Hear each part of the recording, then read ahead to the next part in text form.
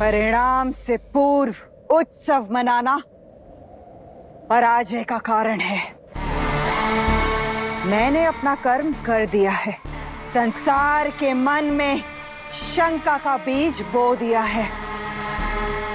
अब इस युग क्या, आने वाले हर युग में संसार इस ज्वर को शिव शक्ति के साथ जोड़े। भूख नहीं देती। अपने मन का मैल स्वयं तक सीमित रखो, अन्यथा तुम्हें गांव से दुत्कार कर निकाल देंगे। हाँ, मौन हो जाओ। या तो मौन हो जाओ या अपने अंत के लिए सच हो जाओ। हाँ हाँ, मार देंगे तुम्हें, हम सब मार देंगे। निकाल देंगे तुम्हें गांव से, निकाल देंगे।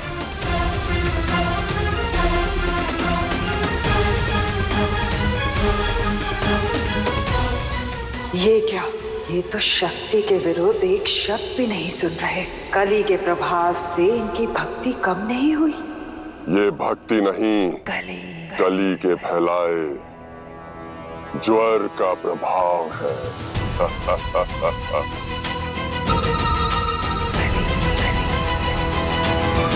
पापा,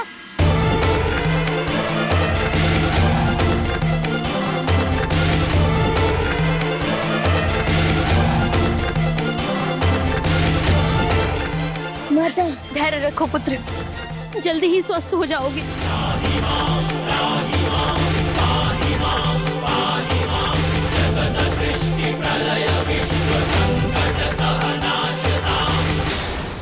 ये कैसा रोग है जो स्पर्श से फैलता है? देवराज, यदि रोग असाधारण है तो क्या मैं गणेश को अकेला छोड़ दूं?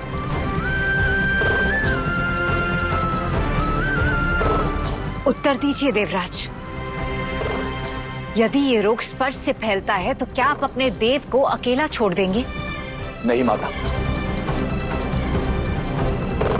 किंतु एक देव के रोग को पूरे लोक में फैलने से बचाना भी तो देवराज का ही कर्तव्य है।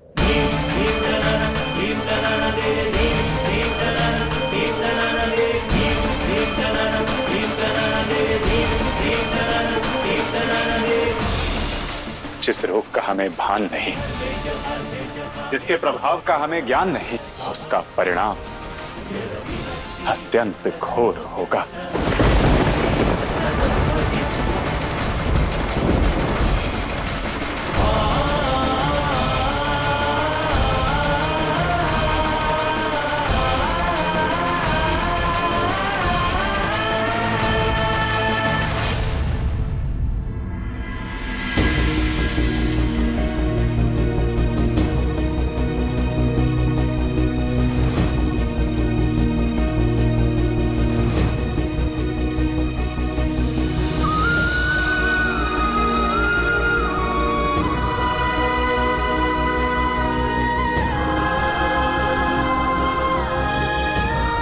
वैद्य विश्वनाथ, आपके कहे अनुसार मैं जल की पट्टियां बदल रही हूँ, परंतु इसका ज्वर अभी भी नहीं उतर रहा है। कुछ कीजिए ना वैद्य जी। धैर्य रखिए देवी, सब अच्छा होगा।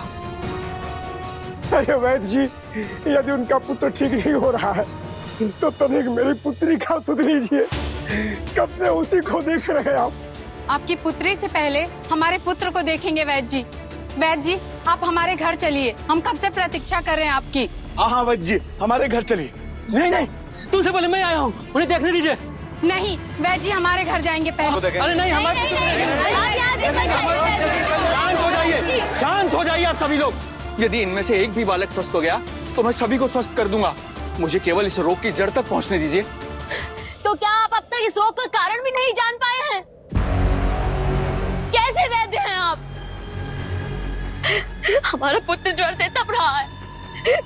पुत्र, अरे हमारी संतानें कब से ज्वर में तड़प रही हैं और आप हमारा समय व्यर्थ कर रहे हैं। पुत्र, पुत्र, पुत्र, मेरा पुत्र मूर्छित हो गया है और आप कुछ नहीं कर पाए वैद्य जी। कैसे वैद्य हैं आप? जो रोगी का रोग न हर पाए वो कैसा वैद्य? ग्रहण होगी है, होगी। देखिए, मैं अपनी ओर से हर संभव प्रयास कर रहा हूँ। मुझे रोग का पता तो लगाने दीजिए। अरे जिसे रोग का ज्ञात ही नहीं है वो उपचार क्या करेगा? अरे ये ढोंगी है, इसे यहाँ से भगाओ। हाँ, ये वैद्य नहीं, ढोंगी है। बाहर निकालो, चलो बाहर। बाहर निकालो, अपने गाँव से। आखिरी बार मुझे समझ दीजिए, मैं प्रयास कर रहा हूँ। इस बच्चे को स्वस्थ नहीं कर पाया, ढोंगी है ये। बाहर निकालो। जिस रोग की जड़ वो देवता नहीं खोज पाए, उससे ही वैद्य क्या खोजेगा? उचित कहा था कली ने कि ज्वरासुर का प्रकोप इस संसार में हाहाकार मचा देगा। हर जन के मन में क्रोध और ज्वालामुखी फूटेगा। अब मुझे इस क्रोध को अपनी इच्छा के अनुसार आकार देना है, स्थिति को अपनी मंशा के अनुसार मोड़ना है। अरे मेरे पुत्र को क्या हुआ? माता जी सब ठीक कर देंगी। जिस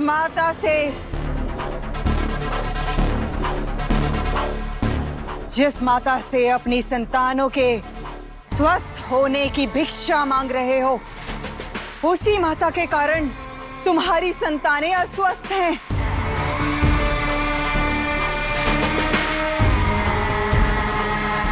तुम फिर चली आई, चली जाओ यहाँ से। अब एक अपशब्द भी हमारी माता के लिए कहा तो उचित नहीं होगा। अनुचित तो इन अबोध बालक और बालिकाओं के साथ हो रहा है। मुझसे इनकी पीड़ा नहीं देखी जाती। आप सब मुझे एक अवसर दीजिए, मैं इन बालिकाओं और बालकों को स्वस्थ कर सकती हूँ। यदि मैं ना कर पाई तो मैं स्वयं ही इस गांव से चली जाऊंगी। जब तक इस रोग का हमें उपाय नहीं मिल जाता, इसके उपाय का भान हम सबको नहीं हो जाता, तब तक कोई भी अपने लोक से बाहर नहीं निकलेगा।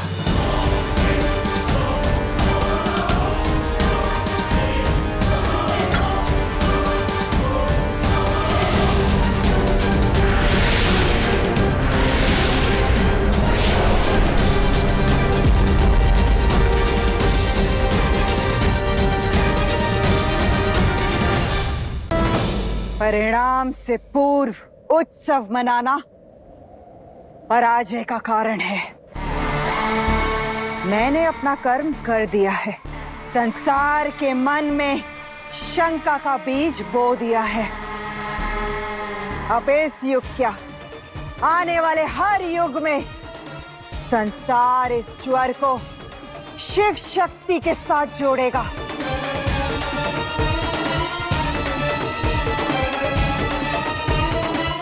किंतु मुझे चिंता इस बात की है कि ज्वरासुर का रहस्य कब तक इन देवताओं से छुपा रहेगा। महादेव सत्य की खोज में निकल चुके हैं, सत्य तक पहुंच ही जाएंगे। ये कली का खेल है असुर माता, इसका तोड़ महादेव भी नहीं निकाल पाएंगे। कभी नहीं।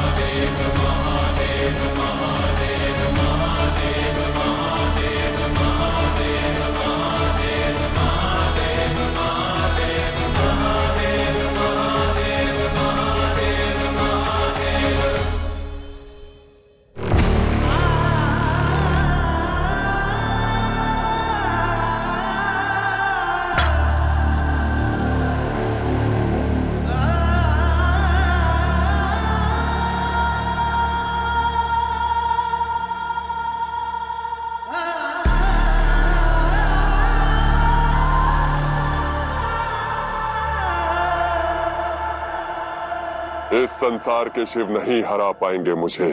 जब रोग है ही नहीं तो हाथ कैसे लगेगा? ज्वर एक रोग नहीं, लक्षण है, असहजता है, और ताप एक ऊर्जा है, अपने आप में एक शक्ति है जिसका अपना एक गुण धर्म होता है, असहजता।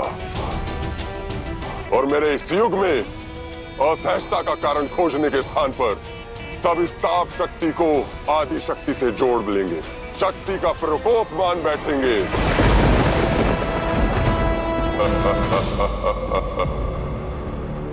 ये तपता शरीर, ये हमारे गणेश का रोग नहीं है, यह क्षण मात्र है, किसी नकारात्मक ऊर्जा का प्रकोप है। तो इस ऊर्जा और ताप का अंत कैसे होगा शिव? नहीं कर सकते,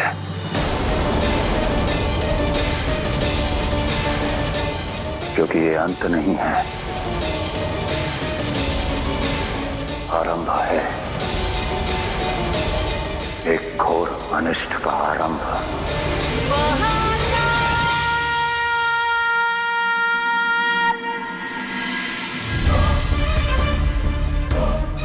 मेरा दरबार रिक्त क्यों है? कहां गए सभी देवता? ना कोई सभासद है, ना अप्सराएं और ना ही गंधर्व। कहां गए सब? नारायण ने सभी को अपने अपने लोकों में रहने के लिए कहा है स्वामी। कदाचित इसीलिए कोई नहीं आया। चल, सब मेरे साथ अन्याय करते, मुझे अकेला करना चाहते, मुझे हर जानकारी से दूर रखना चाहते हैं, किंतु मैं भी इंद्र हूं, देवराज इंद्र, और मेरे बिना सृष्टि नहीं चल सकती। इसीलिए सब ईर्ष्या करते हैं मुझसे, और मुझसे मेरा सिंहासन छीनना चाहते हैं। आप क्यों इतना अनुचित सोचते हैं स्वामी? तनिक शांत हो जाइए, ये समय ही ऐसा है, कोई आपका सिंहासन छीनना नहीं चाहता। आप समझने का प्रयास तो कीजिए। नहीं देवी, आप बहुत भोली, इस संसार के छल नहीं समझती। यह पुष्पों का नहीं, कांटों का मुकुट है, जिसे सब पाना चाहते हैं। मैं अपने सिंहासन को कुछ नहीं होने दूंगा, अपना पद किसी को नहीं लेने दूंगा। मैं करूंगा अपने सम्मान और साम्राज्य की रक्षा। देवराज इंद्र हूं मैं, देवराज इंद्र।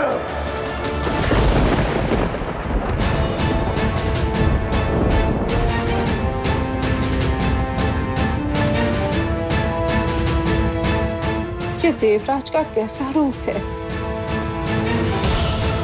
मुझे इसका कारण जानना होगा, उन्हें रोकना होगा।